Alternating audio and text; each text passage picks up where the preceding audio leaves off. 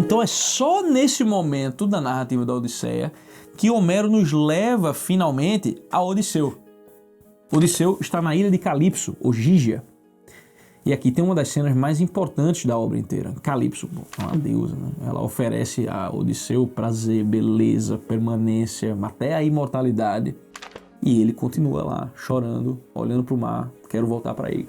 Ele quer ver a fumaça subindo da sua própria terra, ele quer a esposa dele mortal, ele quer a sua casa mortal, a vida mortal que lhe pertence. Então Hermes chega, enviado por Zeus, à ilha de Calipso e dá a ordem, diz, você tem que libertar Odisseu.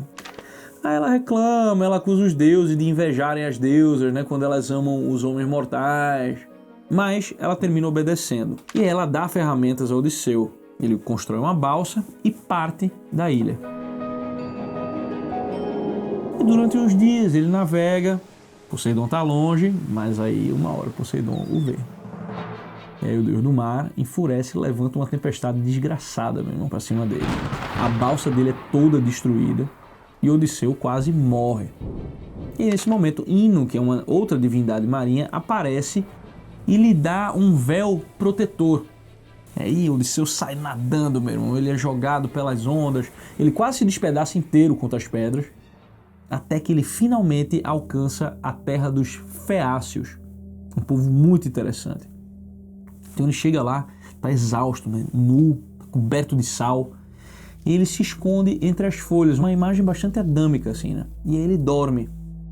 E aí nesse momento Atena move uma outra peça.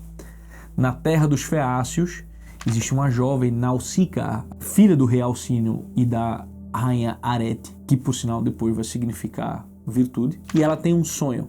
E nesse sonho Atena incita Nausica a ir lavar as roupas dela no rio. E aí ela vai com as servas. Elas estão lá lavando as roupas, brincando, fazendo barulho, e aí Odisseu acorda. Essa cena é muito delicada. E pô, se tem um homem adulto, nu ali, destruído pelo mar, né, pela tristeza, e ele aparece diante de moças jovens.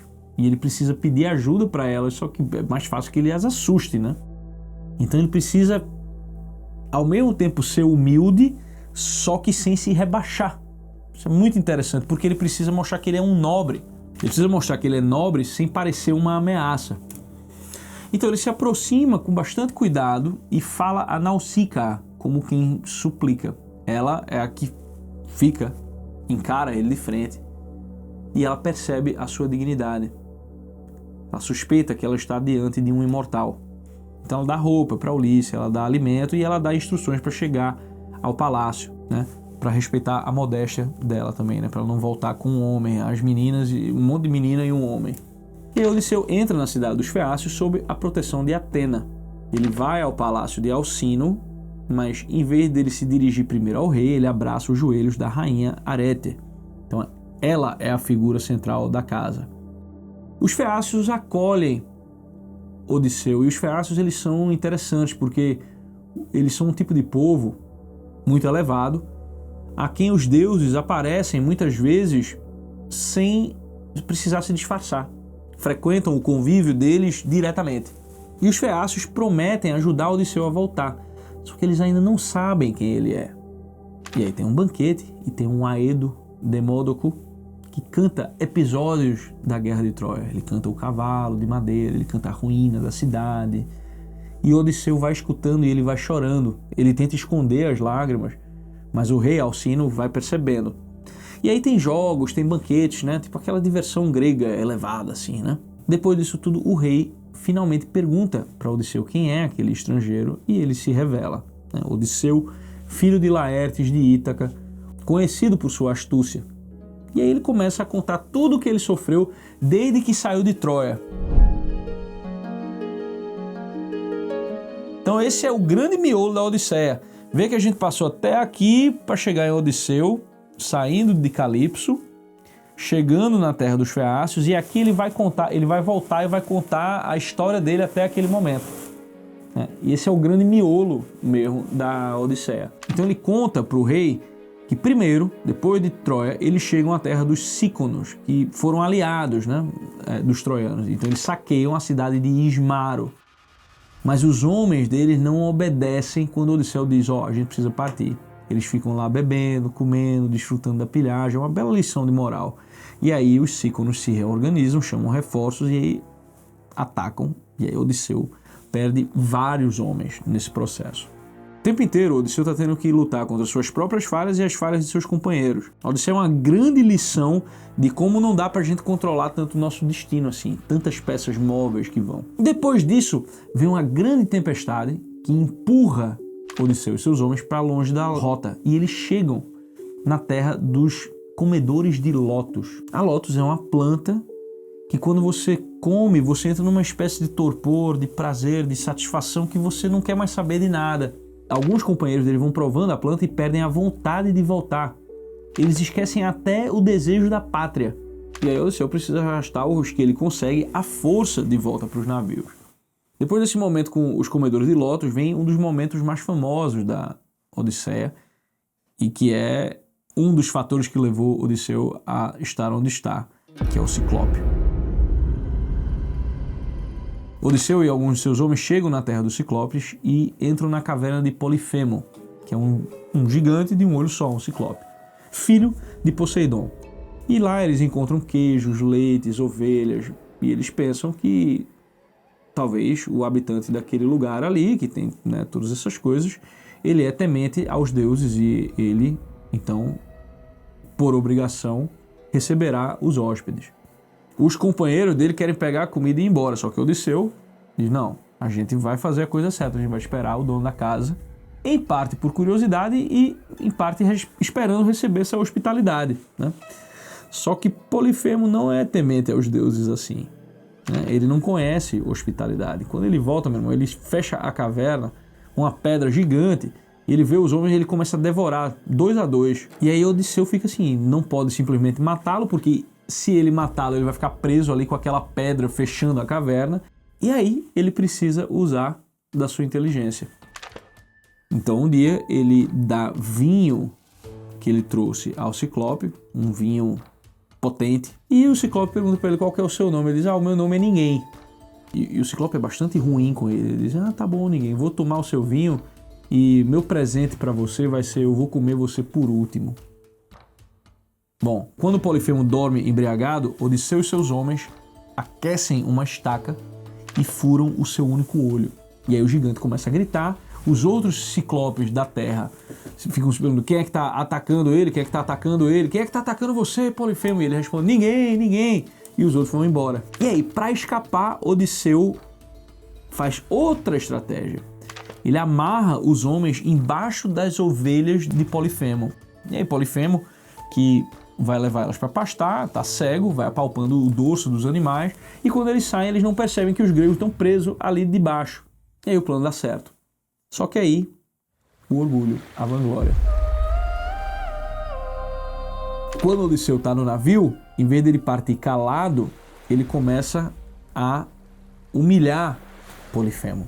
Polifemo joga uma pedra, eles quase chegam na praia de novo, quase que não escapam, conseguem escapar com o navio, e aí ele grita o seu verdadeiro nome para Polifemo. Foi Odisseu, filho de Laerte, rei de Ítaca, que te cegou. E aí Polifemo reza a Poseidon, seu pai, pedindo que Odisseu volte tarde, sozinho, num navio estrangeiro, depois de perder todos os companheiros, e que ele encontre todo tipo de desgraça na sua casa. E essa maldição passa a pesar sobre toda a viagem de Odisseu. Então que fique a lição, né? A vanglória. Precisava de um menos você Tassilo de 8 a 8 horas, o nosso querido Odisseu. Bom, depois desse episódio, eles chegam à ilha de Éolo, o Senhor dos Ventos. Éolo acolhe Odisseu e seus homens e ele dá um odre de presente, onde estão presos os ventos contrários, deixando livre apenas o vento favorável. Então eles estão com o vento perfeito para ir para Ítaca. Eles já estão quase vendo a casa, está chegando em casa e já conseguem ver a terra. Pensa, depois de todo esse tempo, meu irmão. E aí Odisseu, exausto, cai no sono. Seus companheiros, desconfiando que o odre continha também ouros, riquezas, Eles abrem o saco, pô, a gente tá voltando de Troia sem tesouro nenhum, cara, né? Eles abrem o saco e os ventos escapam. E aí eles que estão quase lá são tomados por uma tempestade que joga todos eles de volta para longe e eles retornam a Éolo. Quando eles retornam lá, Éolo percebe, opa, tem alguma coisa errada aqui. Eu já ajudei esses caras, eu dei todas as ferramentas e eles falharam. Os deuses odeiam esse cara. Os deuses odeiam Odisseu. Então, ele que foi bem recebido lá, sai depois escorraçado. E aí vem uma cena que aparece no trailer, né? Você tá vendo Odisseu assim, tem uns caras gigantão vindo lutar com ele, provavelmente é a sua aventura na terra dos Lestrigões, que são gigantes antropófagos. Quase todos os navios da frota de Odisseu entram no porto. Só que Odisseu, mais cauteloso, deixa o seu logo ali do lado de fora. E aí, meu amigo, os gigantes atacam, os Lestrigões atacam, eles esmagam as embarcações com pedra e devoram os homens. Dos 12 navios, só o de Odisseu escapa. E aí a viagem vai ficando cada vez mais sombria, né? A frota se reduz a um único navio. E é com esse navio que eles chegam à ilha de Circe. Chegando na ilha de Circe, Odisseu envia um grupo para explorar a ilha. E eles são recebidos pela bruxa imortal, que mistura drogas à comida e transforma eles em porcos. Apenas Euríloco, de todos os homens, escapa e volta para avisar Odisseu. E aí Odisseu parte para resgatar os companheiros dele, né? E ele parte com grande coragem, porque Euríloco não quer nem voltar lá. No caminho aparece Hermes e dá uma erva a Odisseu chamada Molu, que protege ele da magia de Circe. Então ele diz, ó, pega essa erva, quando ela te der a bebida que vai te enfeitiçar, certo? Você vai tomar essa erva, não vai funcionar e você vai para cima dela desembaiando a espada. E aí Circe acaba cedendo. Meu Deus, como é possível que você resistiu aos meus encantos? E aí ela não só acaba cedendo, como fica amiga e amante de Odisseu. Ela pede que ele se deite com ela. E ele faz isso apenas depois que ela devolve a forma humana aos seus companheiros e os recebe em sua casa. E aí eles ficam um ano na ilha de Circe, comendo, bebendo, descansando, esquecendo por um tempo a viagem. Mas Odisseu quer a casa dele, ele quer voltar para casa, os homens também. Eles precisam voltar. E aí Circe revela então que antes de retornar a Ítaca, Odisseu precisa fazer algo que remonta muito à nossa Bíblia. Ele tem que descer ao mundo dos mortos. Só que ele desce para consultar um adivinho, o adivinho Tiresias. Então Odisseu vai ao Hades, ele navega até o Hades. E aí ele encontra primeiro Elpenor, que é um companheiro dele que morreu da maneira mais banal possível. Ele estava bêbado, subiu no telhado da casa de Circe, aí levantou e caiu e quebrou o pescoço. Como eles não têm tempo, eles precisam ir ao mundo dos mortos, eles deixam ele sem enterro e ele pede sepultura para eles. Não, preciso que vocês me enterrem. E aí finalmente aparece Tirésia, que revela o caminho de volta e adverte Odisseu, ó, você deve evitar os bois sagrados do sol. Se os seus companheiros comerem ou matarem os bois sagrados do sol, todos vão morrer e você vai voltar para casa sozinho. E aí no Hades que Odisseu encontra a sua própria mãe, Anticleia. Descobre que ela morreu de tristeza esperando o seu retorno. Ele tenta abraçar a mãe, mas encontra apenas uma sombra. Ele encontra também Agamemnon, que conta sua morte pelas mãos de Egisto e Clitemnestra. E ele encontra Aquiles, que no mundo dos mortos ele já não fala como Aquiles glorioso da guerra. E ele encontra Ajax, o gigante, ainda guardando ressentimento por causa da disputa pelas armas de Aquiles. Bom, essa descida aos mortos muda totalmente o tom da viagem, né, pessoal? A partir daí, ele entende que voltar para casa significará sobreviver ao preço de perder quase tudo. Odisseu fica literalmente só com a roupa do corpo. Nem isso. Então ele retorna à ilha de Circe, ele enterra Elpenor e recebe as suas instruções. O Circe adverte ele, as sereias, antes de mais nada, elas vão cantar de uma maneira irresistível, elas vão prometer conhecimento, elas vão prometer encanto. E aí Odisseu desenvolve mais uma estratégia. Ele tapa os ouvidos dos companheiros dele com cera para eles não escutarem o canto das sereias, mas ele manda que eles o amarrem no mastro porque ele deseja ouvir o canto sem poder segui-lo. É quase como eu quero enfrentar a tentação, mas ele sabe que ele não pode vencê-la. Então quando as sereias cantam, ele implora para ser solto pelos companheiros. Só que os companheiros são amigos, são obedientes. Não, gado demais, não vai não. E vão apertando cada vez mais as cordas. Depois desse momento, nós temos Cilas e Caríbides. Isso aqui é a nossa vida política, tá, pessoal? Essa é a grande metáfora da nossa vida política. Caríbides é o quê? É um redemoinho monstruoso que engole o mar. E Sila é um monstro de muitas cabeças que vai arrancando os homens do navio. E Circe fala para eles, você vai ter que escolher um dos dois. E eu acho que é melhor você perder alguns dos seus homens para Sila do que arriscar o navio inteiro em Caríbides. Essa é a história do conservadorismo. E Odisseu passa por perto de Sila. Sila devora 6 dos seus companheiros. E finalmente eles chegam à Ilha do Sol, onde pastam os bois sagrados do Sol, os bois de Hélio.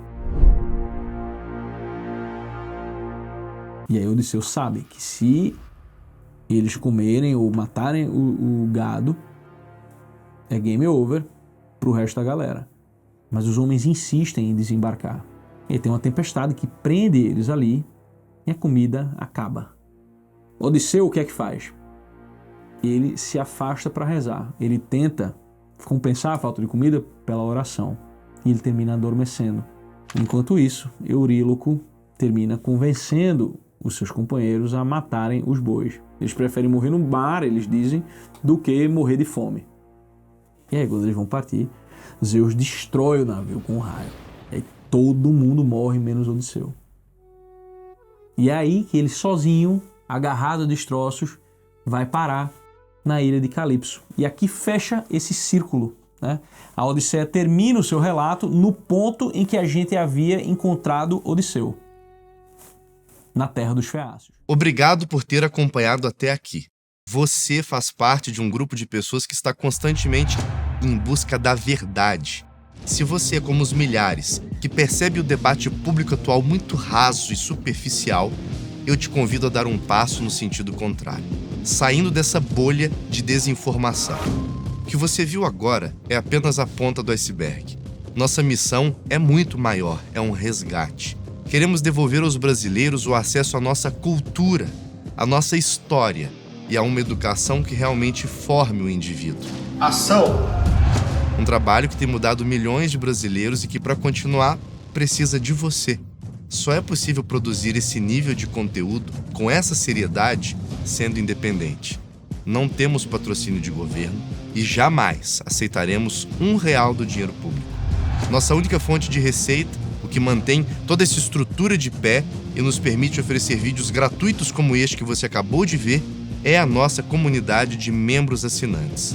A oportunidade que eu quero te dar agora é a de sair da posição de espectador e se tornar um viabilizador dessa causa.